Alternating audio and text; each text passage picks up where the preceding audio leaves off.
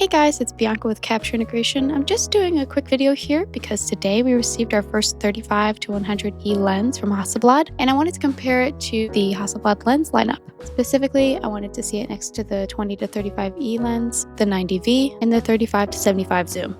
So without further ado,